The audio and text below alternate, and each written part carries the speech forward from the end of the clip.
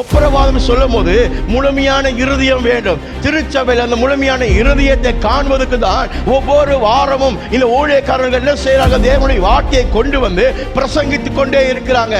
ஏன் பிரசங்கித்துக் கொண்டே இருக்கிறாங்க?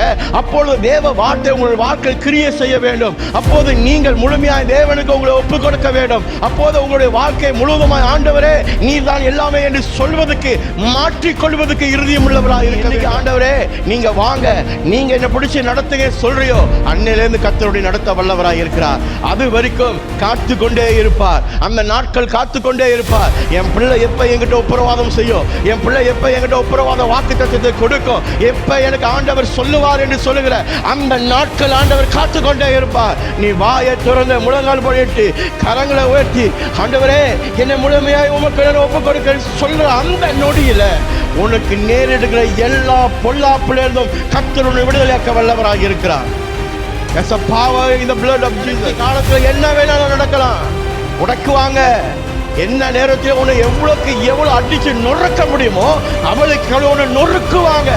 நல்ல கவனத்தை செலுத்தி பாருங்க. இயேசு கிறிஸ்து தன்னை ஒப்பு கொடுக்கும் போது அந்த சாட்டை அடியை பெற்றுக்கொள்ளும் போது அவரே ஒப்பு கொடுத்தார், அடிச்சுக்கோ அப்படின்னு சொல்லி. எந்த மனுஷன் தன்னுடைய வாழ்க்கையில ஆண்டவர் இயேசு வாழ்க்கையில செய்ததை நினைவு கூறுகிறானோ அவன் பொய் பேச மாட்டான், அவன் இடத்துக்கு தகுந்தாப்புல நடிக்க மாட்டான், அவன் நீதி உள்ளவனாக நிற்பான். 1000 பேர் அவனை எதிர்த்து நிற்பாங்க.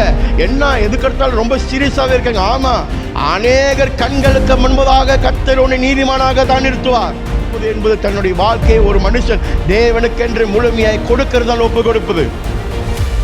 இன்னைக்கு செய்கிற வேலை நிரந்தரம் இல்லை, இன்னைக்கு பெற்றுக்கொள்ற பணம் நிரந்தரம் அல்ல, இன்னைக்கு உட்கார்ந்திருக்க திருச்சபையும் நிரந்தரம் அல்ல, இன்னைக்கு இருக்கிற வீடும் நிரந்தரம் அல்ல. நிரந்தரமா இருப்பவர் இயேசு ஆண்டவர் ஒருவர் மட்டும்தான். அல்லேலூயா. நம்மளை சுற்றி இதெல்லாம் இருக்கும், ஒரு நாளில் இல்லாமல் போயிடும். ஆனால் இயேசு ஆண்டவர் அப்படி இல்லை, என்றென்றைக்கும் நம்மளோட சதா காலமும் இருப்பேன் என்று வாக்கு கொடுத்த ஒரு தேவன். அந்த நித்திய வாழ்வை பெறுவதற்கு என்னை ஒப்பு கொடுக்கிறதுனால நான் எந்த வகையிலும் நான் குறைந்து போவதல்ல.